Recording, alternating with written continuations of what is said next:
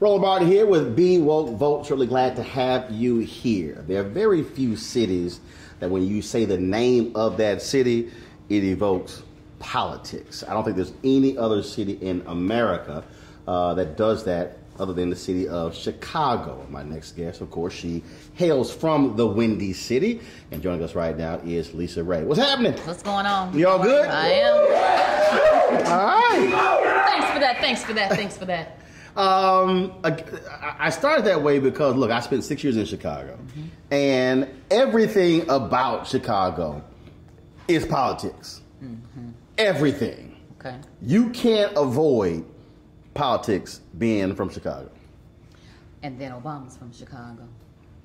Obama's from Chicago, the dailies. I mean, you just go on the machine Washington. politics. Yep. Harold Washington, of course, getting elected in 1983. I mean, you just go down the line again, just how everything, the neighborhoods, everything is tied into the political machines there.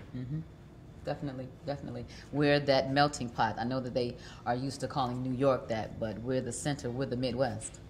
Yeah. One of the things that jumps out, also that I found to be interesting when I spent the time there, was when you look at the racial split. You talk about melting pot, but Chicago has long been called the most segregated city in America.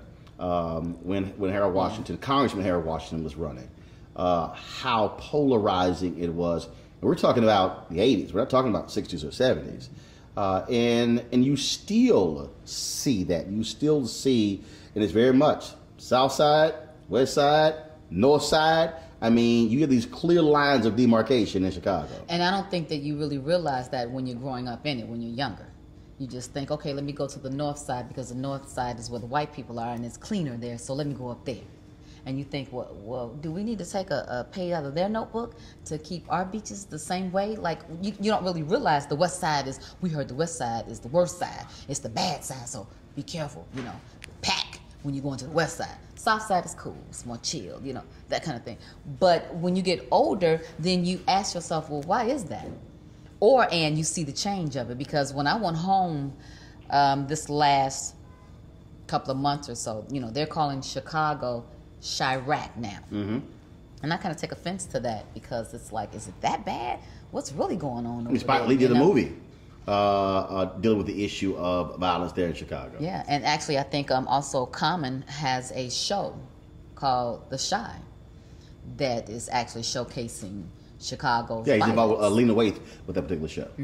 But the thing that I that still jumps out when you talk about these differences, when you talk about the separation there, when people talk about even the violence in Chicago, every time Donald Trump runs his mouth about it, folks don't want to deal with the reality of the economic and the racial and the educational split that exists. You could talk about violence in Chicago, but you have to deal with the housing policies, the economic policies, jobs, O'Hare, what that has meant for that whole area.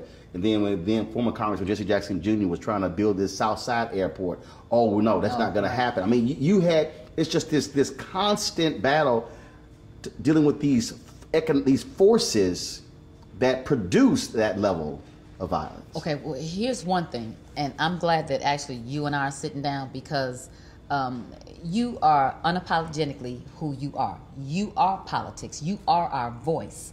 You are our anchor. So even sitting here, I feel like I want to be like this. But the reality of it is that we don't know any better. And sometimes we're not educated. We don't know. Some of the things that you're saying, I'm going, But I'm not afraid to be able to say, yeah, I don't know anything about that. Because just because I live there doesn't mean that I know about it or that someone told me. Me, honestly, I don't even watch the news. I don't like the news. My mother keeps me current on what's going on because I'm too sensitive of a person. But because the climate of our nation now, and with Trump just running his mouth and saying senseless things and crazy things and being, that is just another subject of talking about him, but it's so unbelievable till I feel like I need to be able to watch, but no one knows the climate of what O'Hare meant to Chicago and why that Jesse Jackson Jr. couldn't make an airport on the South Side. Nobody knows that. Who's talking about that? And if you're talking about it, are you talking about it in a way in which these people can relate? Right. Because automatically, if you put someone up there that don't look like I am, I do, and don't sound the way that I sound, and can break it down to me, I'm not listening. You lose me. It's funny you talk about not knowing. So when I first moved to Chicago to run the Chicago Defender, I didn't have my car. And so I probably rode public transportation more in that first year than I did my whole life. Because my dad was like, no, you ain't riding the bus. But, so I lived downtown. So I took the bus downtown to the Chicago Defender office. So one day I was on a bus, and it was a brother who was a bus driver. And he said, Mr. Martin, he said, you see that brother right there? He said, his ass completely lost. I said, what do you mean? He said, oh, I can't even tell you the number of brothers and sisters who are from Chicago who never come downtown. He said, it is as if this is a foreign land to them. And so, of course, asking a question, I said, well, why? He said, because if you study these neighborhoods, everything was in the neighborhoods. The grocery store, the clothing stores, he said there was no need. And I was working with one of my coworkers, and I told her to come pick me up somewhere downtown. She's like, I don't know where I'm going. I said, Erica, girl, you damn near 40 years old, and you from here. How I know the city streets better than you do? She said, we didn't go downtown. And it was just an amazing statement, and it shows how folks stay in their places, if you will, and are just not aware of these other things that are happening. People ask me about the Chicago projects, Cabrini Green. I know about it. I ain't never been there. I drove past it, but I ain't never stopped. Never wanted to. And I never had anyone there that made me say, you need to stop here to visit me or to see how this is. So it was like, you stay focused. And like you said, everything is in your neighborhood. And that's how it is now. Everything is your neighborhood. You go to the cleaners in your neighborhood. You go to the grocery store in your neighborhood. You go to the dentist in your neighborhood. But if you wanted to step outside of that and go to the higher echelon of it, then you go to their neighborhood. Because we think that they're more educated than we are. And it's better over there and not in our neighborhood. When I talked to the brother who had all jokes aside, and what was interesting in our conversation, I saw the documentary, then he did his book, and I had it on my show. And again, reading that book, he talked about when he decided to move the club, very successful, and tried to get a location on the north side of Chicago, and how the white folks there completely shut it down. They put up every roadblock, and he never opened the club.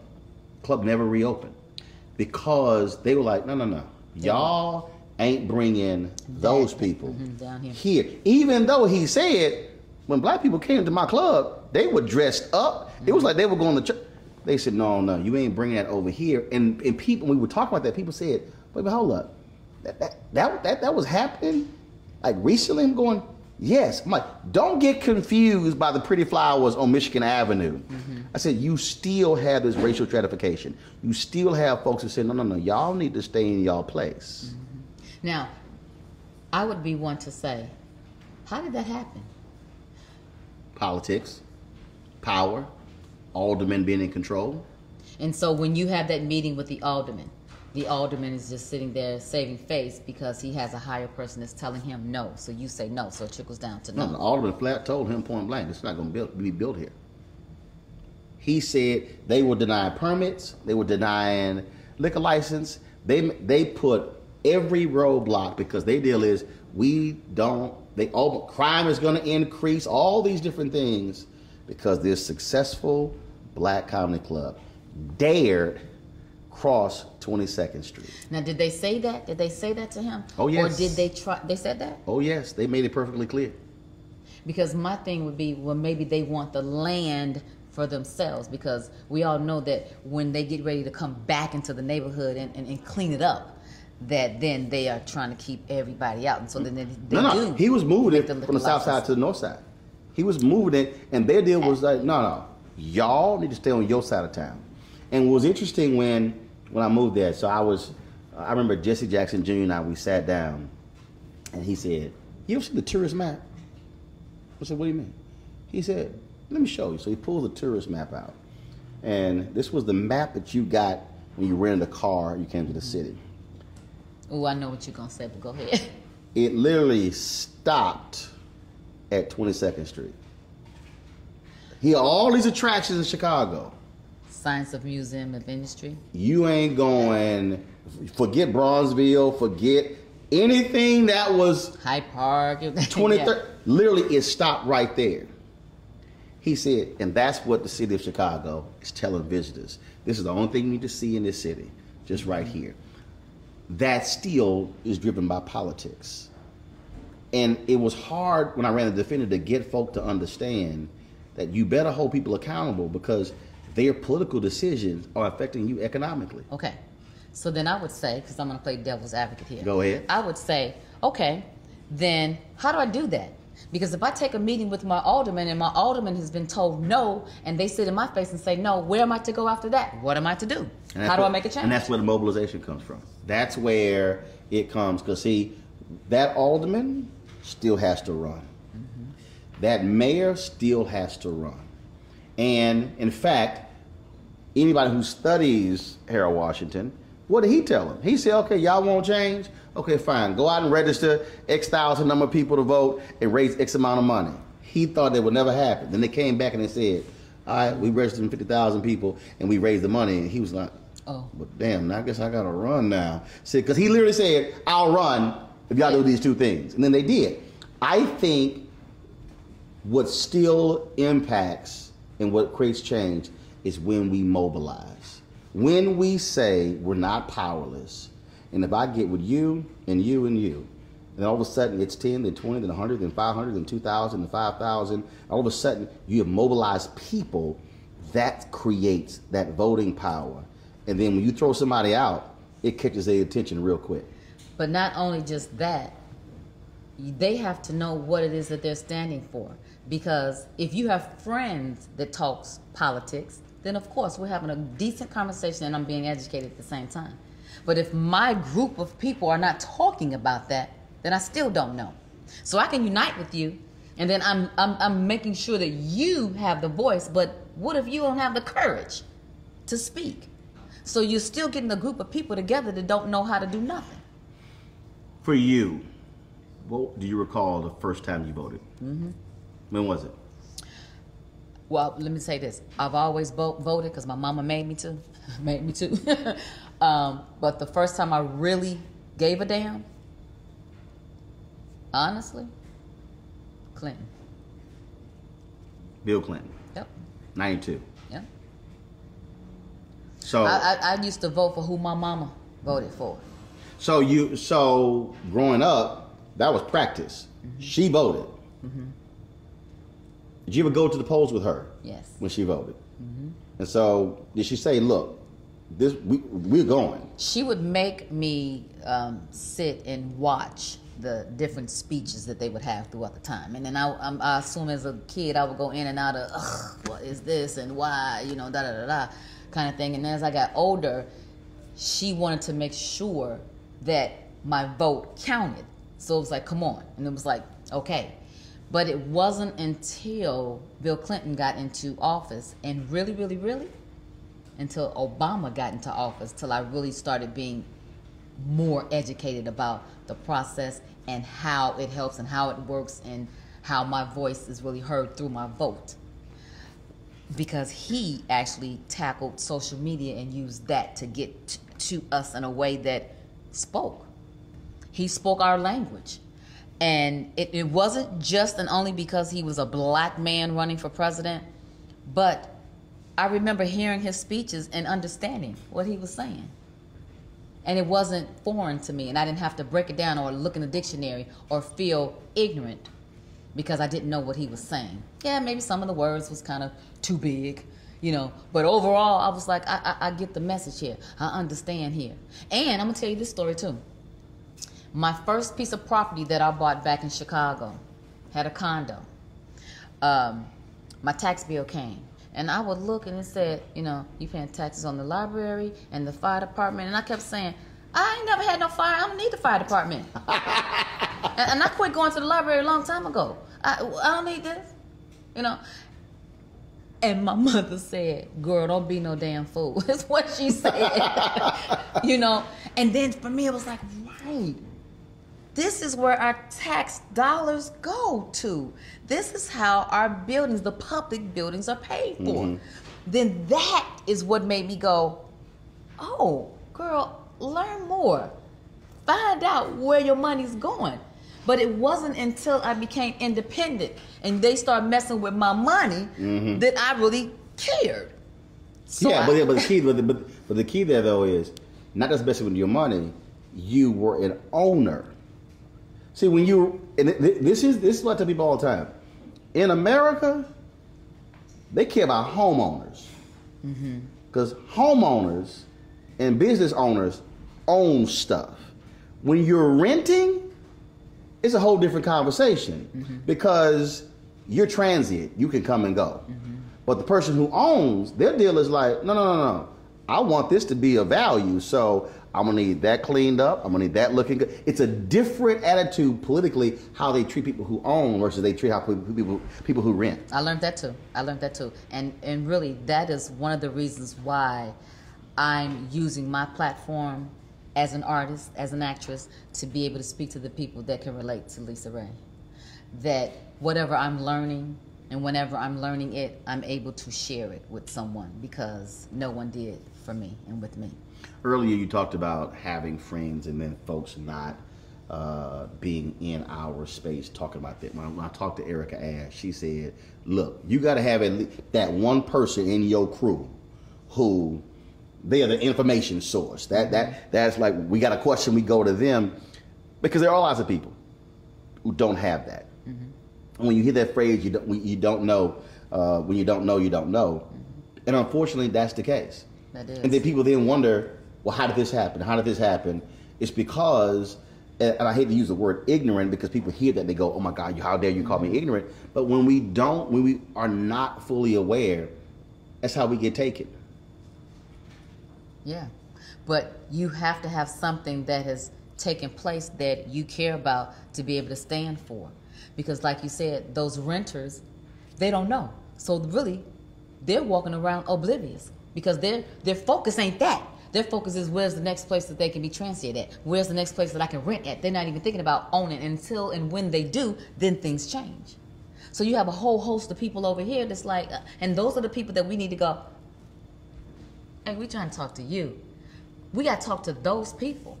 We have to sit down and have conversations like this so when they see somebody that they can relate to, and it's like, oh, let me see what Lisa Ray is talking about. Let me see what Tiny's talking about. Let me see what Roland is saying. Then it's like, okay, it's like music. My mother used to always say, if you knew your lesson, how you know that music? And I would always go, if they put the music to my lesson, why don't we hit them in ways in which that we know it will affect them? And that's what Obama did. That's exactly what he did. Well, it's interesting you say that. There's a sister, the KIPP charter schools. Well, their teaching model was based upon one of the co-founders. He was a teacher, public school teacher, traditional school, and he heard all this noise coming across the hallway. He was like, "What the hell is going on?" So he walks out of his classroom. He walks into the next classroom, and he sees this sister, and she's teaching, but she's using music, rap, and rhythm to teach the kids mathematics, to teach them languages and social sciences. And literally, he's watching her using that creativity to teach. And then a light bulb goes off, and that is what started the creation of KIPP. Their teaching methods today are based upon just what you described. This teacher using rhythm, using music to teach. Her deal is, I don't care how you get it, long as you get it. I think part of the issue for us these days is that we get so caught up in, it has to be this way for folks to be aware of what's going on in politics. As opposed to, no. I've got to figure out multiple ways to communicate with people so they understand it. And I'll tell you this, and I always say this, I go, okay, once we march, once we petition, now then what? what? Mm-hmm. Now what? Because I still don't know what's going on. Not me personally, but people. Okay, I'll stand with you, but what else? And I often now think, who is our voice today? After the Jesse Jacksons, after you, after Reverend Al Sharpton, who will the millennials have to represent them? And it's scary. It's scary to me because even some of the things and the way that they think, I'm thinking, even as far as customer service, it's almost like, you don't even want to do this. You don't even know why you're doing this. You don't even know why you're here. So you're not talking to me correctly because you have no respect, because you didn't even grow up that way. You don't know what that is. You want to be equal, but you don't want to give into. You don't want to roll up your sleeves and be able to handle some things. You just want it to be passed over to you because there's a sense of entitlement there. When we think about political involvement, now when I moved to Chicago, I wasn't aware of this, but it was through reading of several different books and talking to people. You was just smart, huh? Well, I read stuff all the time. I read stuff all the time. But it was stunning to learn how political the gangs in Chicago were. The what? The gangs. The what? The gangs. Oh, gangs. Oh. They were literal political organizations. To read these politicians who went to these dominant gangs, and they were turning out votes. They were putting their gang members as political foot soldiers and played critical roles in folks getting elected. I'm reading this and I'm sitting there going, yo, this is wild, because again, what we've always been taught, no, those folks, they're thugs, they're gangsters or whatever, but they understood, wait a minute, we have a machine just like you, a political machine. Mm-hmm. Just like the police union has a political machine. And so the gangs in Chicago had political operations. I'm watching a documentary, the exact same thing happened in Jamaica, when Michael Manley was first elected as prime minister. Mm-hmm. The gangs in Jamaica played a role in his election. And I'm sitting there and I'm going like, yo, that is wild. And so it caused me, again, to get people to understand, you have to think that, wait a minute, they're an organization, they've got members, they've got hierarchy. And they have power. And leadership says, do this, they do. And they have power, and they understand power and how to use it. That's true. That's right. And they want to be involved in the community, because whatever that they're doing organized-wise, they want to have somebody on their side as well. Organized crime. Right. When we think about organization, we're seeing now a lot of black women not waiting for somebody to say, hey, we want y'all help. We're seeing Adrian Shropshire. We're seeing DeWanna Watson. We're seeing Stephanie James. We're seeing Latasha Brown. We're seeing these sisters all across the country. They're raising money. They are organizing, mobilizing. They're using social media. They are reaching and touching a new generation, saying, look, anybody going to save us but us. And so it's time for us to actually mobilize. When you hear about sisters like that, who are modern day Fannie Lou Hamers, modern day Septima Clarks, modern day Diane Nashes, how does it make you feel? Go ahead, Roland. Go ahead. I'm just like, you know who I like? Angela Rye. And I think because she speaks to the voice of this generation. So she's young enough to still remember what that is, but yet old enough to be able to speak it in a way in which we respect as well. I think it's time for women to stand up. I think behind a powerful man is also a powerful woman. I think and believe in being evenly yoked, and I believe in teamwork makes the dream work. So you can't do it by yourself, and it's been proven. So now we have to stand up. We have to, being a new millennial woman, you got to be able to be independent. So if you're independent and you're standing by yourself, you have to mobilize each other and say, okay, I need you, and us together is more powerful together. I think that that's important, and that one of the reasons why even sitting here is because I'm utilizing what I know. I'm being able to speak about something that I used to didn't do, that I can say, yeah, that was me, but it's okay now because I know better now, and you can too.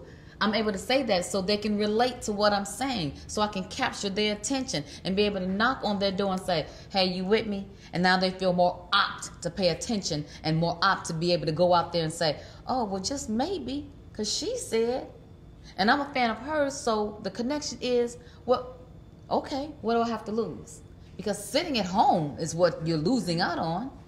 And a lot of them don't even know how important the vote is. It's like, well, you know what, if I don't, ain't nobody going to miss my vote. Until you have a 50-50 share and it's 49 and 51 and you're like, oh, then you got to feel like an ASS and go, see. Go to case in Virginia where literally a seat was determined by a coin flip. Exactly. It was tied. Yep. They ended up tied. You talked about not being afraid to ask somebody when you don't know. We were over here chatting earlier. You like, okay, look, how long you here? Because we got to talk. Because we've had other conversations before where you're like, hey, I want to talk about this. I've had those conversations. Napoleon Hill in his book, Think and Grow Rich, says, have a mastermind group of people who are smarter than you who you can ask stuff of. How would you encourage somebody who says, Lisa Ray, look, I'm afraid to ask. I don't know. I don't want to feel stupid. How would you encourage them to say, it's okay to expand your horizons and open your mind to receive new information? Well, see, your experience and your mistakes speaks volume to me. And so when you automatically know that I've been there, done that, I'm more apt to listen to somebody that has been there, done that, opposed to somebody else that's just skated on through, or it was just very easy for you to go through. I want to speak to that person that had a little trouble. You know what I mean? And so now that's encouraging. But aside from that, then let me take that person's hand and let me be the person, the leader. I'll ask you a question for you. You just take notes for me. Therefore, we got it. Let's take it a step further instead of being the crabs in the barrel. Let's find a friend then that can ask. Let's Google. Let's look it up. Let's read. Let's pay attention to the news. Let's, because there's other options. You don't have to be embarrassed by being in the forefront and saying, okay, because you might not even know what to ask. You may know that you're just confused and you don't know anything. And so that's scary within itself, because if you're in a room and they're speaking and you're going, and you know nothing, it's no question that's going to come to your mind at all. But you got to be able to say, what did he just say? And grab a little something and hold on to that one thing and be able to build off of that. We have to be able to encourage our people to do so. Also, just being straight up, so just letting some folks know, look, if you try to make me feel stupid, we're going to have a problem. So everybody know, I ain't fixing nothing, okay? I prayed to God a long time ago for me to make enough money to do three things. One, to call somebody else to fix whatever I need to be fixed.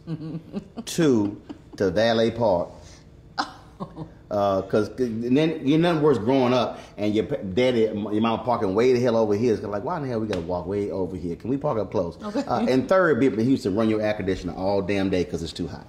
So those were the three things. So when I was living at my home in Dallas area, something was wrong in our kitchen sink. And now my wife, she lived at Home Depot. I'm talking about Home Depot to her like the library to me. She just at home.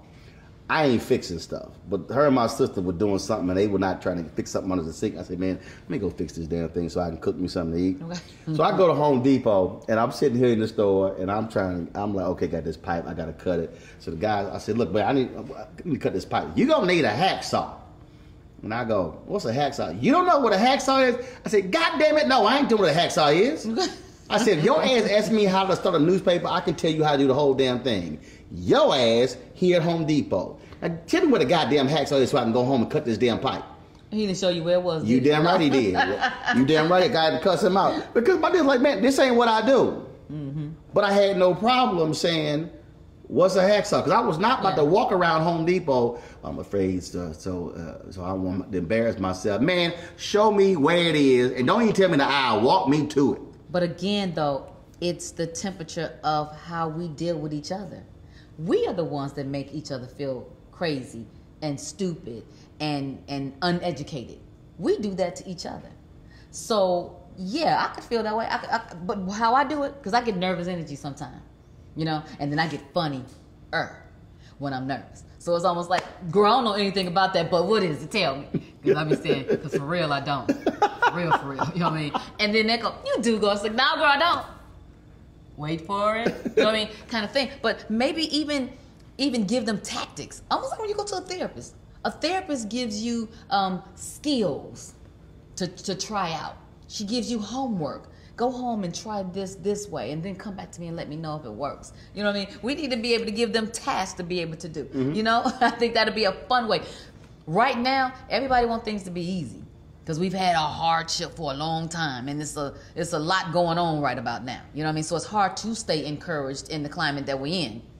If we allow things to be fun and feel light, then maybe we can get more people on board. But it's almost like when you make it too serious and too politickish, it's like, well, I'm out of my league automatically, so I'm gonna turn the channel or I'm gonna turn my back.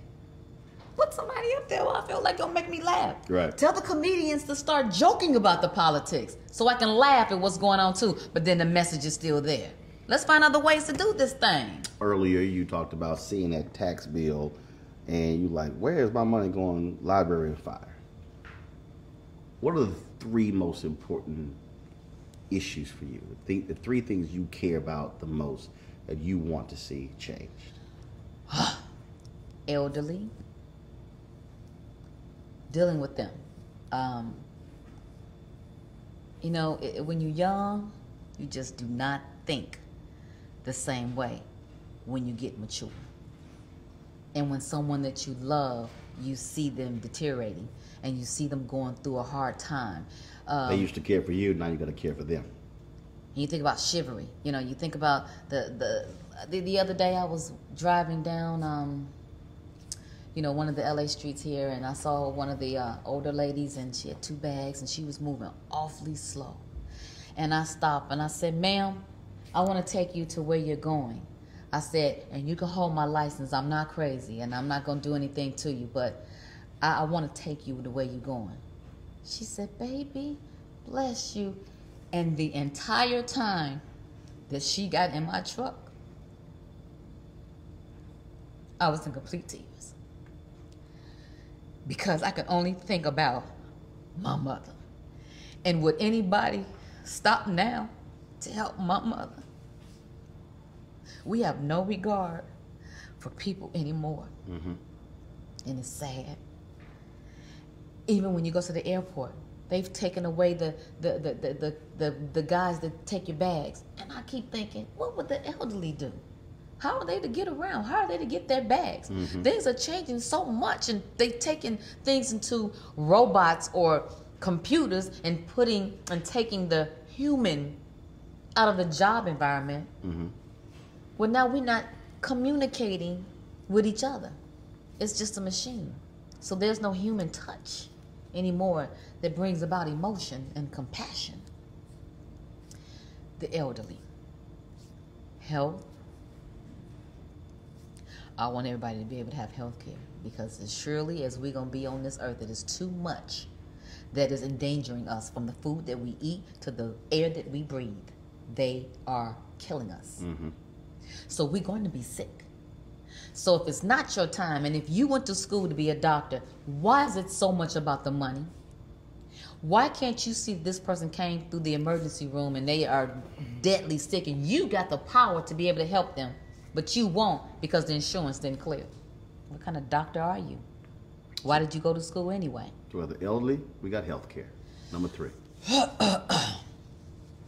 Education.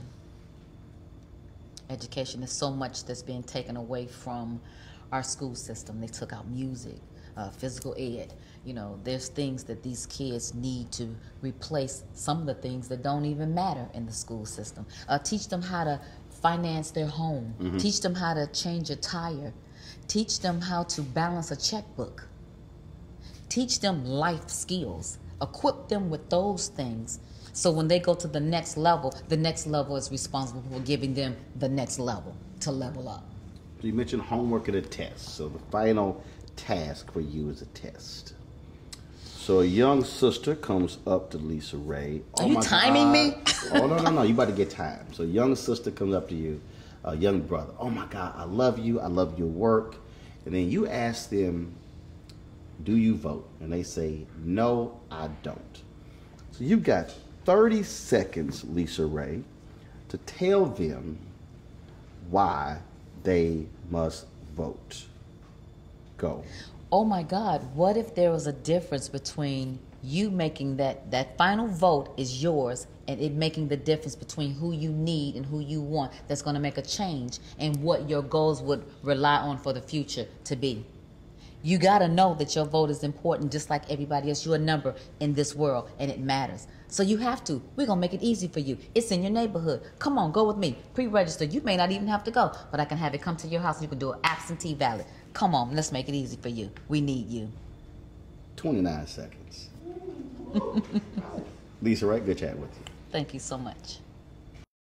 You want to check out Roland Martin Unfiltered? YouTube.com/Roland S. Martin. And subscribe to our YouTube channel. There's only one daily digital show out here that keeps it black and keep it real. It's Roland Martin Unfiltered. See that name right there? Roland Martin Unfiltered. Like, share, and subscribe to our YouTube channel. That's YouTube.com/Roland S. Martin. And don't forget to turn on your notifications so when we go live, you'll know it. Hey fam, want to check out Roland Martin Unfiltered? The blackest show on all of digital, cable, and broadcast. Check out our audio podcast. There's only one daily digital show out here that keeps it black and keep it real. It's Roland Martin Unfiltered. Press play. You want to support Roland Martin Unfiltered? Be sure to join our Bring the Funk fan club. Every dollar that you give to us supports our daily digital show. There's only one daily digital show out here that keeps it black and keep it real. It's Roland Martin Unfiltered. Support the Roland Martin Unfiltered daily digital show by going to RolandMartinUnfiltered.com. Our goal is to get 20,000 of our fans contributing $50 each for the whole year. You can make this possible. RolandMartinUnfiltered.com.